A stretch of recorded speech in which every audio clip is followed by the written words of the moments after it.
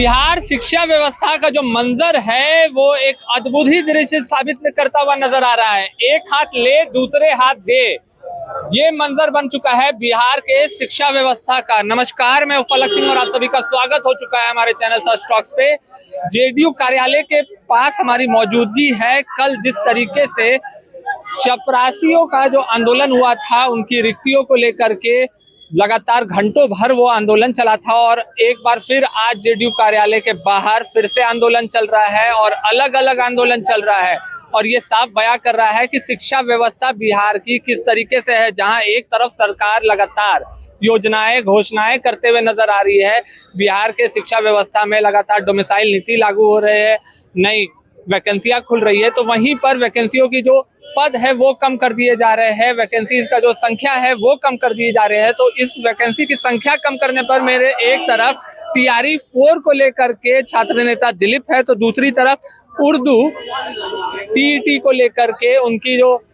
अभ्यर्थी है उनका रिजल्ट आउट करने के लिए जहर लेकर के पहुंचे हुए हैं बिहार के लोग। जी हाँ, ये कोई कार्यकर्ता नहीं है किसी पार्टी के, ये बिहार के आम लोग हैं जो वोट देते हैं, नीतीश कुमार को सरकार में लाते हैं, एनडीए पर लगातार भरोसा करते हैं और शिक्षा व्यवस्था में सुधार का दावा रहता है एनडीए सरकार का। और इस तरीके के दावे के बावजूद भी लगातार हर वर्ग में हर विभाग में शिक्षा व्यवस्था के, चाहे वे बीपीएससी हो, टीआरई 3 हो, टीआरई 4 हो, उर्दू हो, चपरासी रिक्ति हो, उसके बाद उम्र आयु को बढ़ाने को लेकर के हो, तमाम जगहों पर आंदोलन ही नजर आ रहा है। चाहे गर्दनी बाग का जगह हो वो भरा रहता है आंदोलन से, चाहे जेडीयू कार्यालय के ठीक बगल में ये मिलर हाई ग्राउंड स्कूल है, यहाँ पर लगातार अलग अलग वर्ग के लोग, युवा भी है, बुजुर्ग भी है,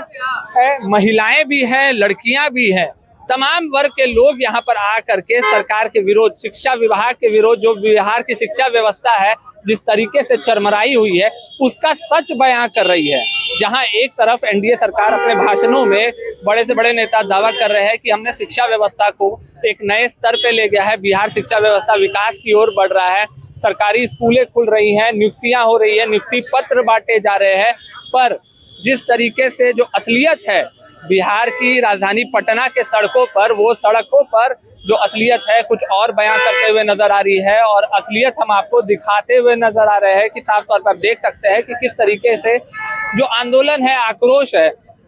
बीपीएससी टीआरई 4 का कहना है कि उन्होंने डोमिसाइल लागू किया, हमने खुशी मनाई, उन्होंने वैकेंसियां निकाली, हमने खुशी मनाई, पर जो वैकेंसियों की जो संख्या है उसे कम कर दी। तो ऐसे में जो बिहार के जो छात्र है जो तैयारी कर रहे हैं वो ऐसे भी बेरोजगार हो जाएंगे। तो कहानी वही हो जाती है कि एक हाथ अगर बिहार सरकार दे रही है तो दूसरे हाथ से ले रही है युवाओं के भविष्य को। तो ऐसे में किस तरीके से करवट लेता है बिहार का शिक्षा व्यवस्था और क्या कदम उठाती है नीतीश सरकार,